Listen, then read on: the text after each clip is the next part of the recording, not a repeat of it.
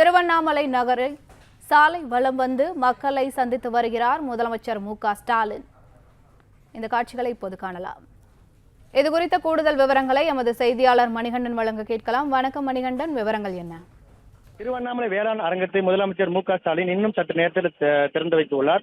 திருவண்ணாமலை திருக்கோவில் சாலையில் உள்ள அரசு ஆண்கள் பள்ளி எதிரே உள்ள மைதானத்தில் உழவர் நலத்துறை சார்பில் 2 நாட்கள் நடைபெறும் வேளாண் கண்காட்சி அரங்கம் மற்றும் முதலமைச்சரின் உழவர் நல சேவை மையங்களில் இன்னும் சற்று நேரத்தில் தொடங்க உள்ள நிலையில தற்போது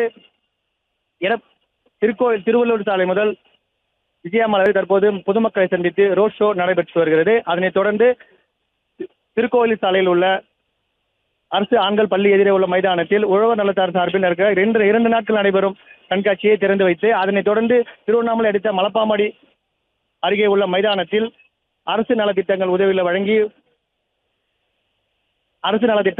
வழங்கி புதிக்கல் திட்டத்திற்கு அடிக்கல் நாட்டி முடிவுற்ற பணிகளை திறந்து வைக்க உள்ளார்.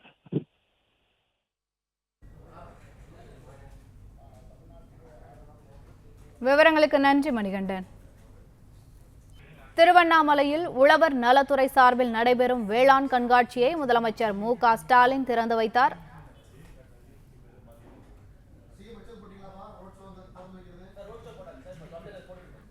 இது குறித்த கூடுதல் விவரங்களை எமது செய்தியாளர் பாண்டியராஜன் வழங்க கேட்கலாம். வணக்கம் பாண்டியராஜன், விவரங்கள் என்ன?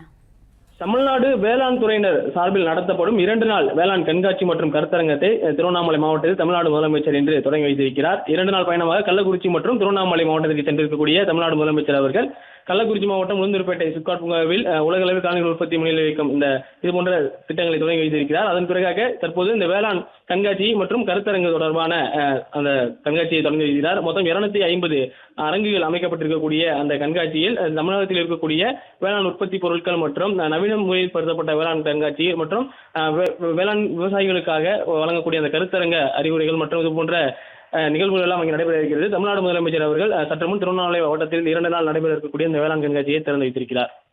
விவரங்களுக்கு நன்றி பாண்டியராஜன். பிளே ஸ்டோர் மற்றும் ஆப் ஸ்டோரில் இருந்து பாலிமர் செயலியை QR கோடு மூலம் பதிவிறக்கம் செய்யுங்கள்.